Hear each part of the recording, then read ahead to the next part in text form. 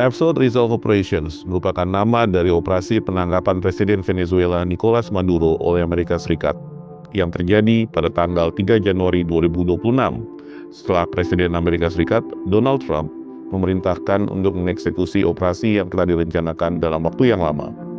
Menurut berbagai sumber, penangkapan yang berlangsung di Caracas, Venezuela tersebut dilatar belakangi oleh tuduhan terorisme narkoba. Melihat tindakan yang telah melampaui batas teritorial suatu negara, bagaimana hukum internasional melihat peristiwa tersebut?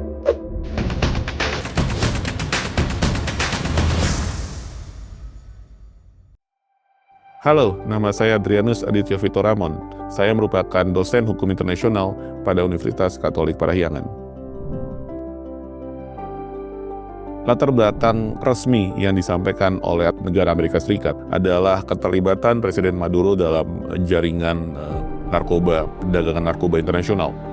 Nicolas Maduro terlibat dalam kartel De Los Soles, jadi salah satu kartel yang terlibat dalam perdagangan narkotika termasuk untuk melakukan eksportasi narkotika ke wilayah Amerika Serikat. Sebelum dimulainya masa pemerintah Maduro, jadi pemerintah presiden sebelumnya, Presiden Hugo Chavez, sudah menjadi lawan politik dari Amerika Serikat di wilayah Amerika Latin.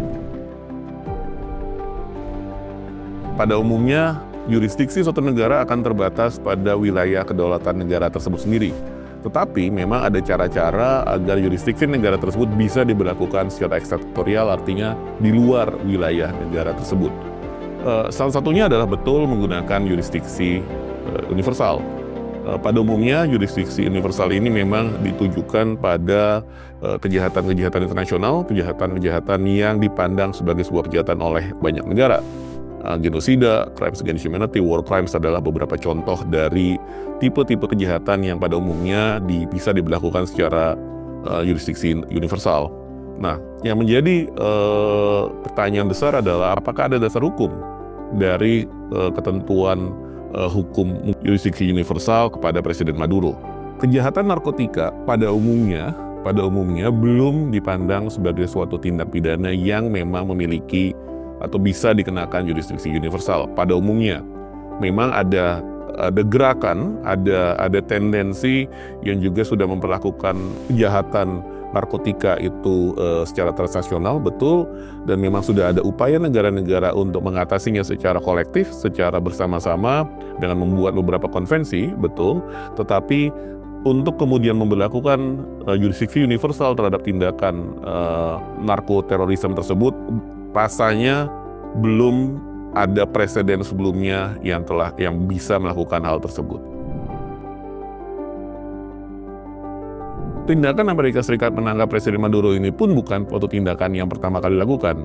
Di tahun 1989, untuk tuduhan yang mirip, yang hampir serupa, Presiden Panama, Manuel Noriega pun telah ditangkap oleh Amerika Serikat dengan operasi militer Just Cause di bulan Desember tahun 1989. Jadi, apa yang dilakukan oleh Amerika Serikat terhadap Venezuela dengan operasi militer di bulan Januari 2026 kemarin, itu bukan merupakan suatu tindakan pertama yang diberlakukan terhadap seorang kepala negara asing. Sudah ada presiden sebelumnya di tahun 1989, Presiden Panama, Noriega, Panama diserang dan kemudian ada proses penangkapan dan kemudian ada proses pengadilan terhadap Presiden Noriega pada masa itu.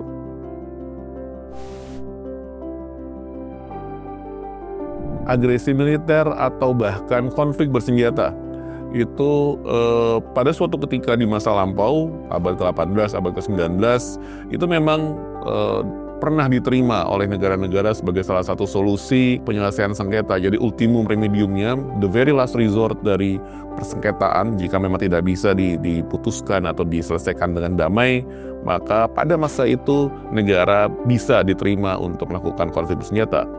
Di tahun 1920-an, Menteri Luar Negeri Prancis dan Amerika Serikat, Kellogg-Briand, itu membuat suatu fakta yang merenounce perang sebagai salah satu solusi penyelesaian sengketa di antara negara-negara.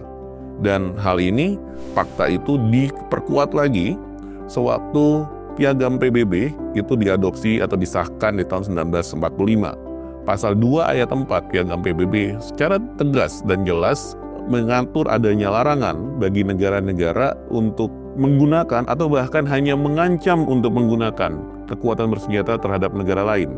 Betul, memang ada pengecualian, dari larangan tersebut. Yang pertama, pengecualiannya adalah apabila penggunaan kekuatan bersenjata tersebut untuk self-defense, untuk mempertahankan diri. Yang kedua, apabila penggunaan kekuatan bersenjata tersebut dilakukan berdasarkan mandat PBB, Bab 7 Piagam PBB. Nah, kalau kita lihat apa yang dilakukan oleh Amerika Serikat dengan melakukan operasi militer terhadap Venezuela di Januari 2026 tersebut, apakah kira-kira bisa masuk ke dalam dua kategori pengecualian di atas? Sebenarnya jawabannya tegas. Kelihatannya apa yang dilakukan oleh Amerika Serikat itu tidak masuk sebagai self-defense rasanya, dan juga rasanya pula belum ada atau tidak ada bahkan resolusi PBB, Dewan Keamanan PBB dalam hal ini yang memandatkan penggunaan kekuatan bersenjata terhadap Venezuela. Kalau ditanya apakah ada kemungkinan, ada potensi negara lain mengikuti proses yang dilakukan oleh Amerika Serikat, besar harapan tidak ada. Besar harapan sekali bahwa tidak ada negara lain yang mengikuti.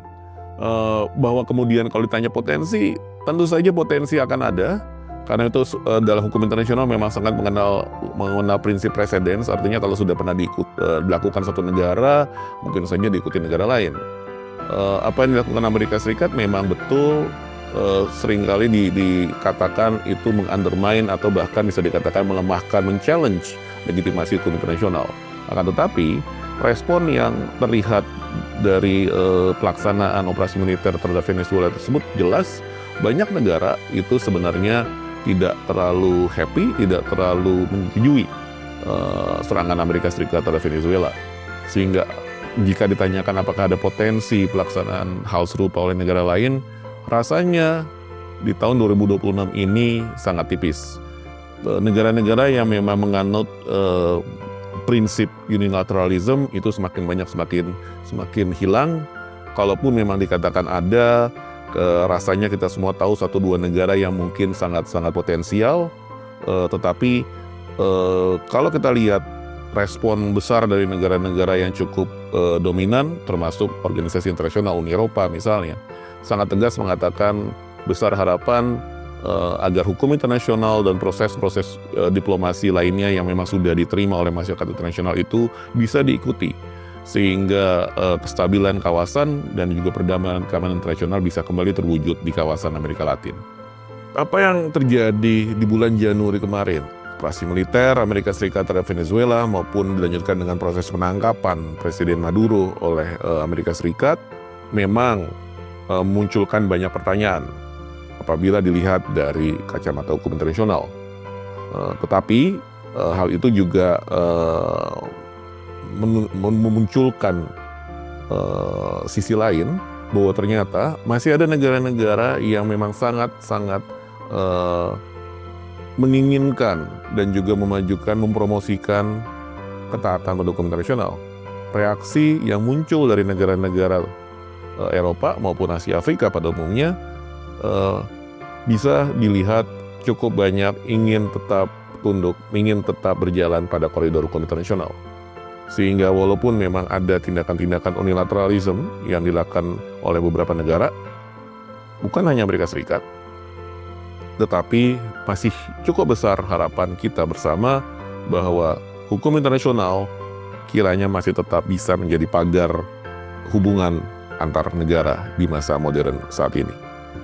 Saya Adrianus Aditya Fitoramon, terima kasih telah menyaksikan video ini di hari ini.